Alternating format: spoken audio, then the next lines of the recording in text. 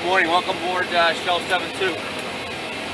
To get to this point, number one was, well, actually it's I call it like a trifecta of passions. One, a passion for flying. That started at a very young age, all right? When my mother took me to Spain in a plane pretty close to this one, a long, long time ago, when I fell in love with aviation. From that point, I wanted to be an airline pilot. I wanted to be a military pilot. I wanted to do whatever it took to get up in the air. I went through the military for my Air Force training and fell in love with military flying. I've had the opportunity to do that and civilian flying at the same time, back and forth. So it's been a very rewarding career, very busy career. And overshadowing the whole thing is a love for this country. It's very simple. And you combine those three things, and here I am. For me, it is unique in that I've been in the Air Force off and on for 32 years. I'm a return to active duty guy. We're affectionately known as retreads, like taking an old tire and putting new rubber on it.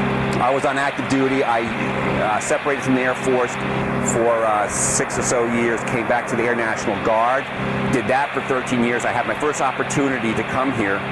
I separated from the Guard, and then I was offered the opportunity to come back on active duty. So I've been in the Air Force 3 different times.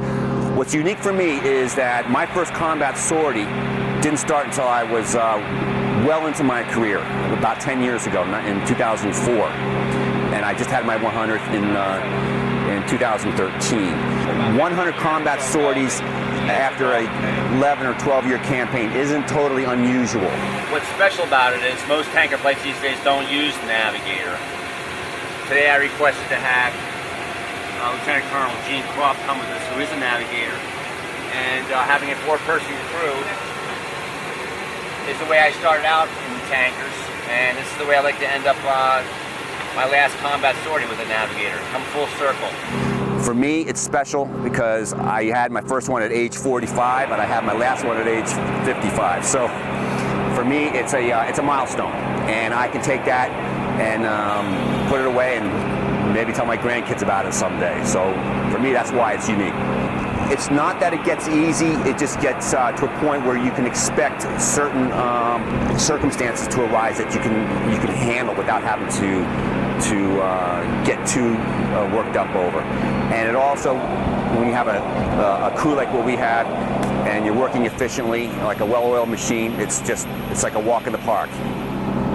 For me, to be able to come back twice, and especially this time, I just want everybody to understand how much of a privilege it is to be able to serve into your 40s and into your 50s. And when the Air Force affords a rare opportunity for guys like me to do that, it's win-win.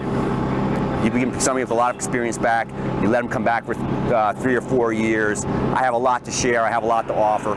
It's a win-win situation, so it's been a very, very positive experience for me coming back.